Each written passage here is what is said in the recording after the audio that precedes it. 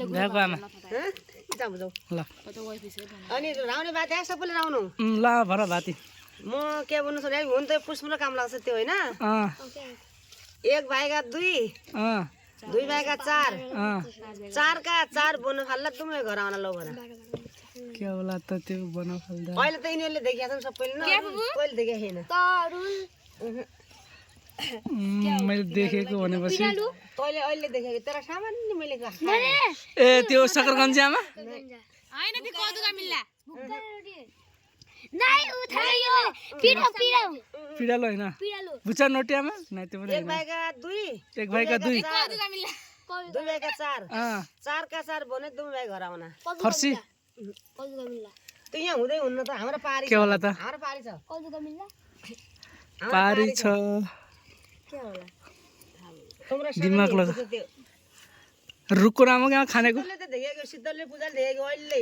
सामान्य यति मेरो सामान्य ए हिडो जाऊ फोन आयो तडुन कि पिरालु कुवाम जाँदा के होला त भन त पास भयो सबै मालुका लहरा ए मालु अर्को आमा चुर्याउनु पर्यो चुरे आज भित्र डन्टा पनि बाह्र खाने बाह्र खानु दुई भाइ घर आयो कि नि त्यही त हो आमा ठिकै हो मैले अझ भन्न लागेको थिएँ मैले भने हैन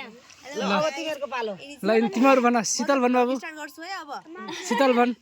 म भनौँ हेलो सबैहरूलाई ह्यापी पुष 15 हैन आज चाहिँ हामी यहाँ पुष 15 बनाउनलाई बसेछौँ त्यहाँ अङ्कल हुनुहुन्छ भिडियो गर्दै हुनुहुन्छ अङ्कल पनि त्यहाँ हजुरआमा रोटी बनाउने तयारी गर्न लाग्नुपर्छ अनि सब रोटी खाँदैछन् सब त हामी चाहिँ बसेका छौँ आमा रोटी हाल्न लागेको छन् त मेरो साथी हो मेरो साथी हो यो डल्ला खाने पछि ऊ खाने पछि आऊ भुक्का रोटी उसाएको साथी हैन ल हामी त्यो के भन्छ नै पुष 15 मा पुष 15 मा के भन्छन् त्यो गराउन जान्ला छौ के पुष 15 मा के अरे कथा उखाने कथा भन्छन् यिनलाई हाम्रोमा चाहिँ बाटी भन्ने हुन्छ हैन बाटी भन्दा नि बाटी हाल्न चाहिँ हजुरआमा लाग्नुहुन्छ अनि त्यसको जवाफ चाहिँ हामीले दिनुपर्ने छ त्यस्तै गाउँ खाने कथा जस्तै प्रश्नहरू हुन्छ हैन त्यसमा रमाइलो पनि हुन्छ हैन ल हुन्छ कि नै एकदमै खाना मात्र लागेछ गाई ल उखाने कथा भन्छ शीतल सबैको एक एक भन्ने के शीतल भन अब मलाई त त्यस्तो के आन्न अरू कहिले आउँछ ल सिमु भन म के जान्न पुरा भन्दैछु भन्नु म एउटा भन्छु है त्यसो भए ल ल सुन चाहिँ अङ्क पहिला अलिअलि आएको छ तर सबैलाई थाहा होला हिँड्दैछ पछाडि गएर फुट्दैछ के हो कालो कालो छ काग हैन के अरे त्यो लामो छ डोरी हैन तेल र फुल छ देवता हैन के हो लगाइज के होला यो फेरि आटो बनाएको कालो छ काग होइन